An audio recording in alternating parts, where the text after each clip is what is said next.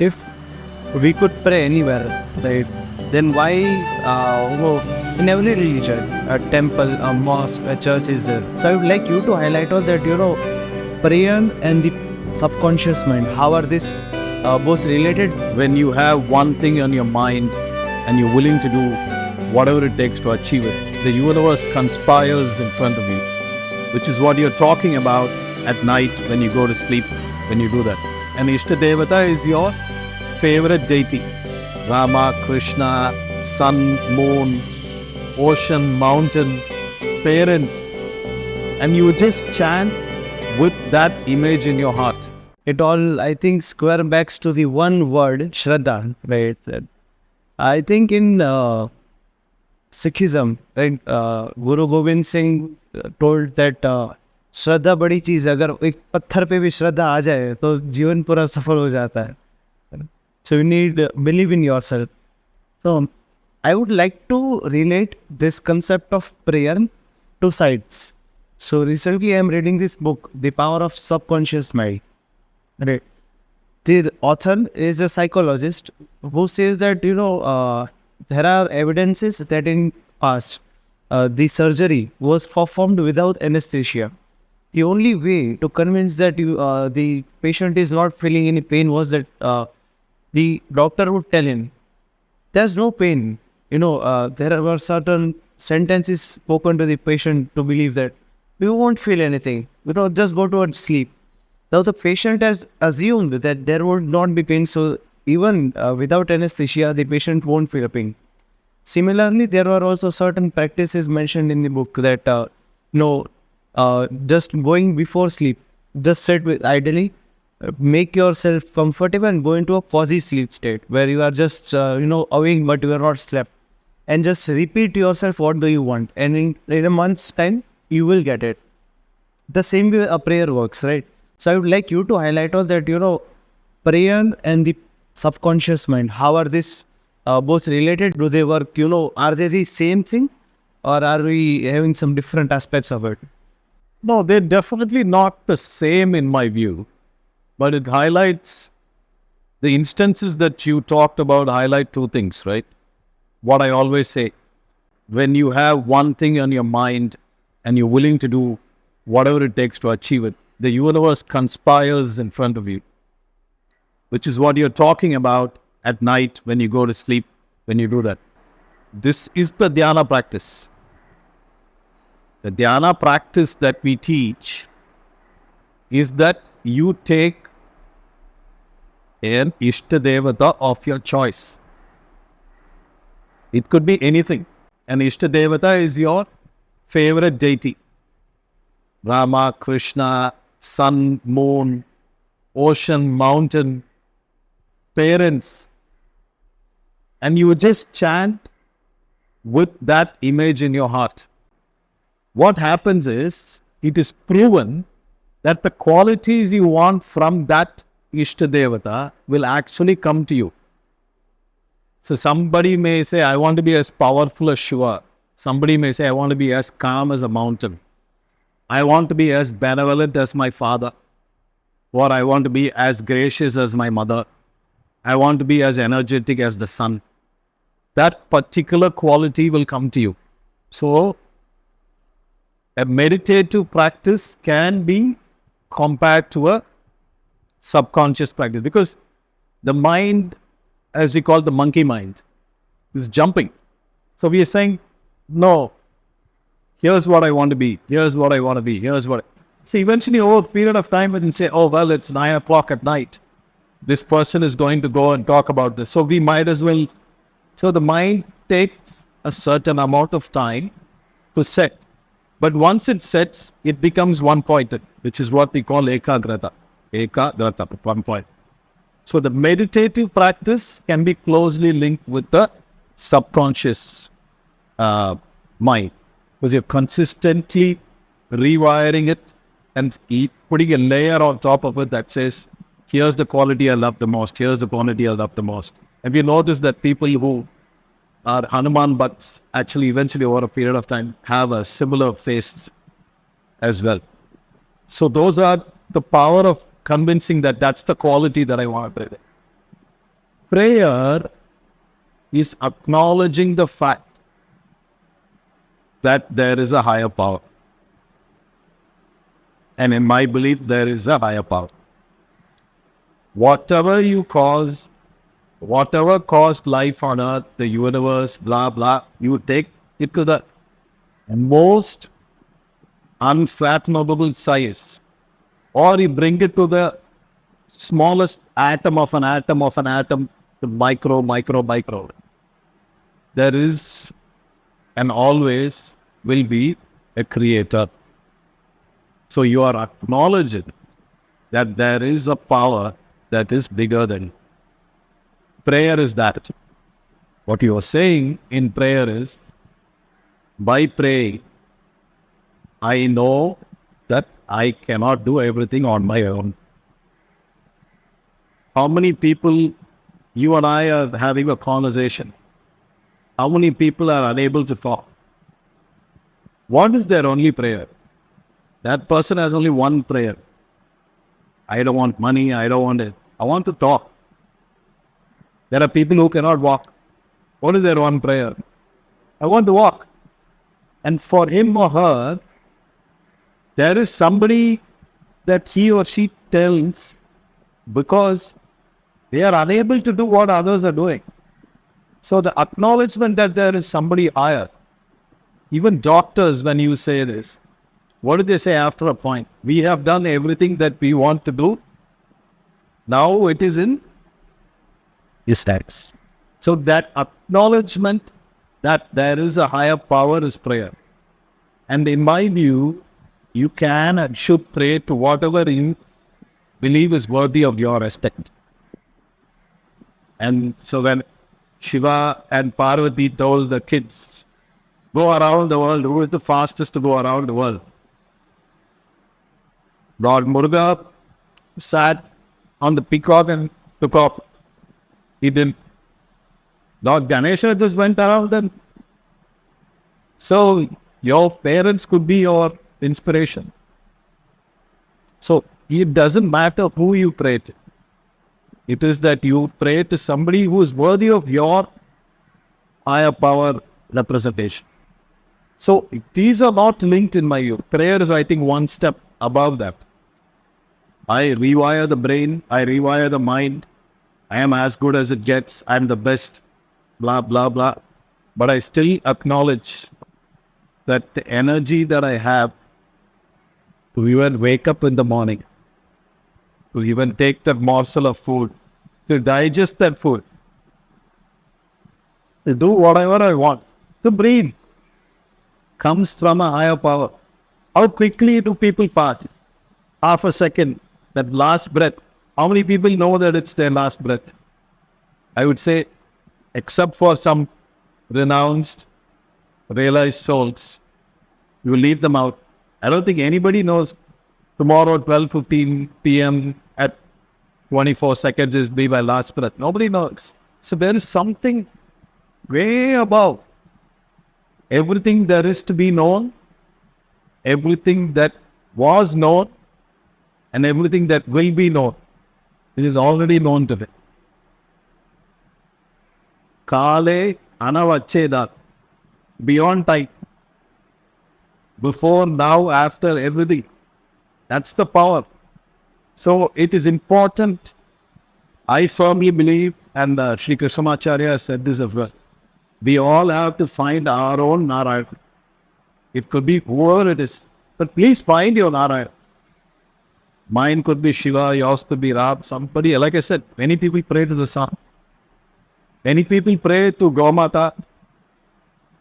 Many people just pray to their parents. Your blessings are enough. But prayer is that one level which transcends, I think, the physicality of it. Because even meditation, there is a physicality of it. You are sitting down, you're focusing the mind, there is an action being done. Here it's not even action, it's renunciation, right? I've left it to you.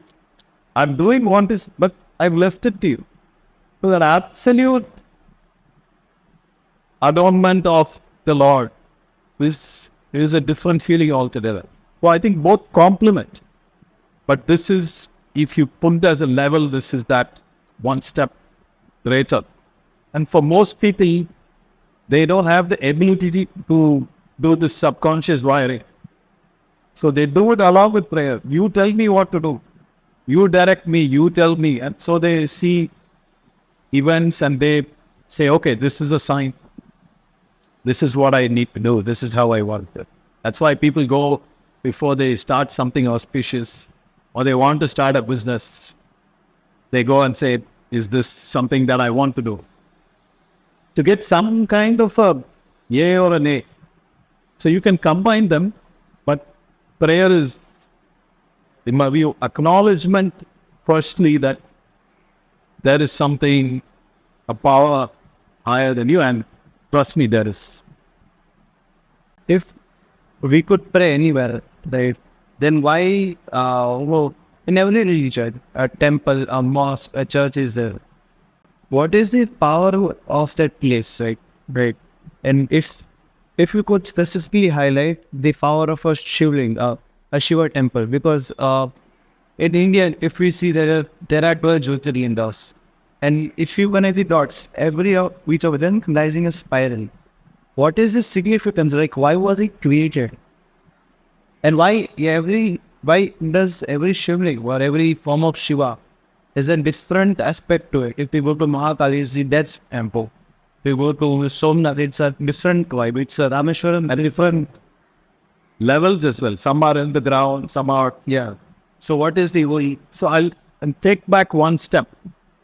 I don't want to sound as an expert because I definitely not am. But I want to say debunk this concept of if we can pray anywhere, why do we pray in a puja room? Do you feel like you want to sleep in your dining room? What happens when you consciously walk into a kitchen? Do you feel hungry a lot? Your hand will go towards something. When you go towards the refrigerator, which predominantly stores food, even the most disciplined person will do what? Check the freezer if there is an ice cream, or check something to munch, even if it is just one little. What is the concept there?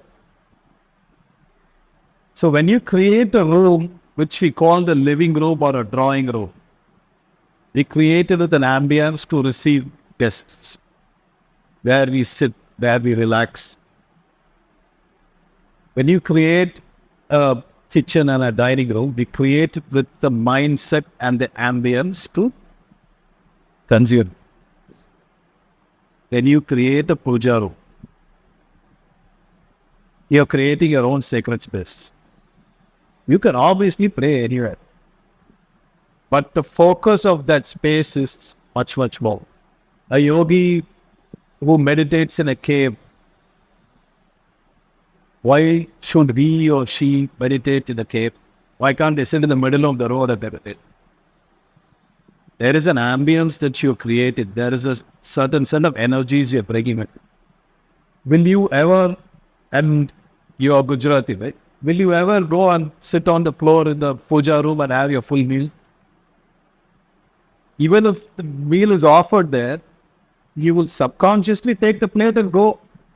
Even if you don't eat it in the dining room, you will not eat it in the puja room. Subconsciously get out. Right? So you're creating in your own way a space which is sacred for that purpose. So I personally believe that even if it is a small corner of your house, create your own cave. And I call it cave specifically because we all live in caves. We live in a cave, in a cube. We live in a cubicle in the office is our own cave. In your dorm room, you're in your own cave. In your office, if you're an entrepreneur, you're in your own cave. In your thoughts, you're in your own cave. So we are all in caves anyway. A lot of them are imaginary. But create your inner space which allows you to meditate and allows you to be able to bring that energy in. which goes to the other aspect of this. Not just the Shiv temples. If you look at any temple that's constructed, there is a coming together of a certain amount of magnetic energies. And if you notice in most temples, you only go one way. It is actually magnifying that impact. And you are drawing, you are giving. You are drawing, you are giving. Contrary to what some people may believe, everything is science-based. Everything is based on planetary movement, magnetic energies, up to the point of it doesn't even transcend just the earth. Multiple layers. And when those energies are focused towards a certain point, there are things that are concentrated enough that they can positively impact people in a very, very amazing way. So if you notice how the temple structures are built, the entrance is as grand as possible. And then they get lower and lower, and in most cases you have to bend. Structure itself would be only very small. Why? The fundamental way of showing that you're going deeper and deeper and deeper and deeper. And you go furthest, what you're focusing on is very small. That is the symbolic representation. And as you go toward, the intensity is also very high. You cannot hold 2,000 people in that sanctum sanctuary. We can hold maybe 10 people or 20 people. As it gets more and more concentrated, the power of that energetic force is higher and higher. Just imagine how much of work, scientific work must have gone to align it in a country level and to have each of them represent aspects of what we call Shiva as the concept. And for you to be able to go there and receive that particular impact, right? So it is all scientific, or what we call science today. So anything and everything that was done before was done with a specific understanding of energy, energy movement, energy representation, concentration. So then they would have the basic idol and then start building the structure around. So it's unfathomable to today's level of knowledge that without computers, without AI, this was actually done. And these structures are monumental. We've seen the structure in Tamil Nadu where the sun goes into each. It's incredible. How did they do that? How did they plan this thousands of years ago, hundreds of years ago? Then it actually will go into that. That means you should have seen the sun movement. We should have planned the exact construction of that. And you also ensure that it does not miss that. It has never missed it. And the structure is built, and the sanctum sanctuary was also built. Just imagine the amount of arithmetic that should have gone. I'm using the word arithmetic because that's what is known to us. But imagine what level of knowledge went into it to construct that intricacy and the grandeur, both together. So it's all energy based. It's all energy based. My father was fortunate enough to be involved in construction of at least 2 temples. And I've been with him on at least one of them. They actually map the energy level once the location has broadly been decided. There is a mapping of that energy level where they believe that the idol needs to be put up. And it's a very spiritual, a very deep process that you have to be part of. They don't invite many people. But since my father was the main contributor to the construction of it, and I was with him, it's a very altering experience where since you're going energy based and you're trying to find this particular location for the deity,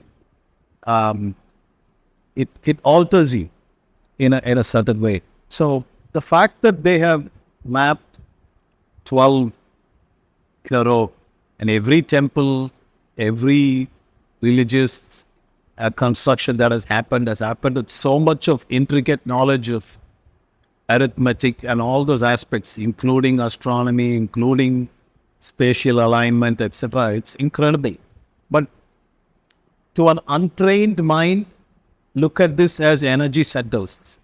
Why does someone go to a certain place and feel an out-of-body experience or so? The number of people who go to Tiruvannamalai, which is about 3 hours from Bangalore and 3 hours from Chennai, they enter the town, they see the hill, and a lot of them have shivers. So there is some energy emanating there that captures the person, that lifts them up. So it's a natural choice for building a temple to Lord Shiva there. This is obviously where Ramana Maharishi found his enlightenment as well. And they call the Ramana caves as well. So there's a lot of science and again I'm saying in today's world it's called science. The specific construct and technology that was used at that time. It's so intricate, but it's energy based, where you go there and you're transformed in a certain way, you're uplifted. You have an experience that again reiterates the fact that there is a power that is higher than you that can fundamentally manifest certain things in you, where you can go, and some people find their purpose there. Some people feel that the heaviness that they carry within them is lost. Some people find energy to do bigger, better things, change courses, etc. But it's I would say primarily it's energy based that these constructions have happened. More than what we can imagine, but there's always a new realm to it. And I hope that, through this we'll discover more new realms with you. And on that note, that's all for the second part of Conversations with G. No, thank you for being with us. Oh, thank you. It is an absolute pleasure to speak with you and really enjoy the time here.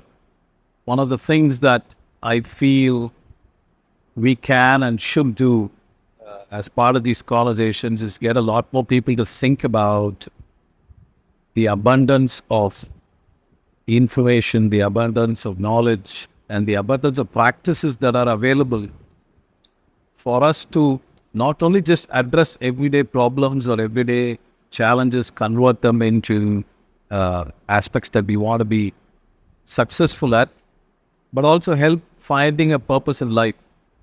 And I think the fundamental goal of each individual is to find their purpose. And if you're able to do that in a small way through these conversations, I will be the happiest of all. Thank you. It was a great pleasure. 3 of the important shlokas that we actually chant as part of the tradition, which we chant most frequently, are a prayer to Patanjali, prayer to Krishnamacharya, and one of the Shanti mantras. We'll start with the prayer to Patanjali. Yogena chittasya padena vacha malam sharirasya cha vaidyakena yopakarotam pravaram muninam Patanjalim pranjaliranatosmi abahu purushakaram shankachakra asidarinam sahasya shirasam shvetam pranamami Patanjalim Srimate Anantaya Nagarajaya Namo Namaha. We'll now prayer to Sri Krishnamacharya, Sri Desikachar, who was the founder of the Krishnamacharya Yoga Mandiram. Shri Krishnavadisha Yatishwarabhyam Samprapta Chakrangana Bhashyasaram Srinot Narangendra Yatau Samarpitaswam Shri Krishna Maryam Guru Varyamide Virode Kartike Mase Shatatara Kritodayam Yogacharyam Krishna Maryam Guru Varyavaham Bhaje Krishna Suri Daya Patram Jnana Vairagya Bhushanam Srimat Venkatanathāryam Vandeham Yoga Deshikam Shri Gurubhyo Amanta. Last mantra is say simple Shanti mantra for the benefit of everyone, where we aspire for peace, happiness and tranquility. Sahana bhavatu, sahanau bhunaktu, sahaviryam karavavahai, tejasvinavati tamastu, ma vidvishavahai. Om Shanti Shanti Shanti.